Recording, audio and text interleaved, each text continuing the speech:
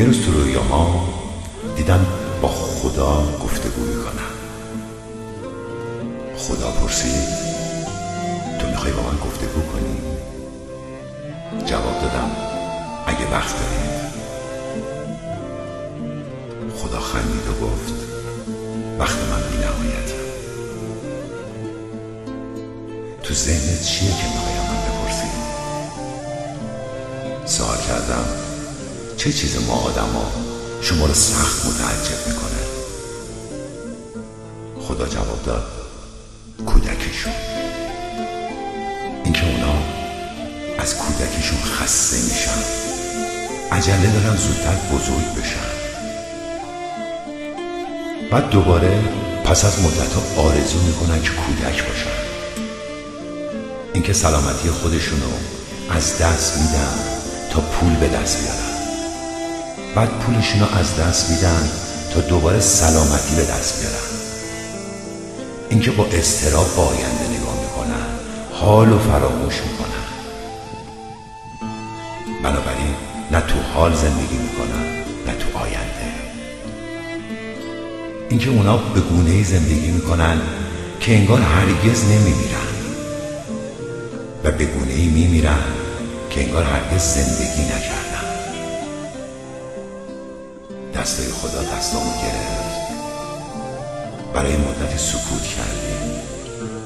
من دوباره پرسیدم به عنوان پدر میخوای کدوم درسای زندگی رو فرزندات بیاموزن؟ خدا گفت بیاموزن که اونها نمیتونن کسی رو وادار کنن که عاشقشون باشه. همه کاری که میتونن انجام بدن اینه که اجازه بدن خودشون رو دوست داشته باشن.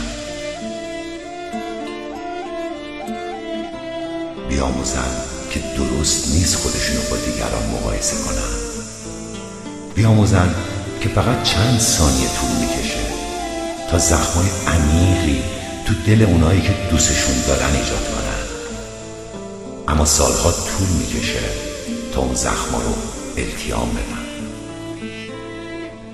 بیاموزن که ثروتمند کسی نیست که بیشتر اینا رو داره، بلکه کسیه که به کمترین ها نیاز داره. بیاموزن که آدمایی هستن که اونا رو دوست دارن، فقط نمیدونن که احساساتشون رو چگونه باید نشون بدن. بیاموزن که دو نفر میتونن به یه نقطه نگاه کنن و اونو متفاوت ببینن. یاد بگیرن که کافی نیست که فقط اونها دیگران رو ببخشن، بلکه اونا باید خودشونم ببخشن. من با خضوع گفتم از شما به خاطر این گفتگو متشکرم. آیا چیز دیگه‌ای هم هست که دوست دارید فرزنداتون بدونن؟ خداوند لبخند زد و گفت فقط بدونم که من اینجا هستم، همیشه هستم.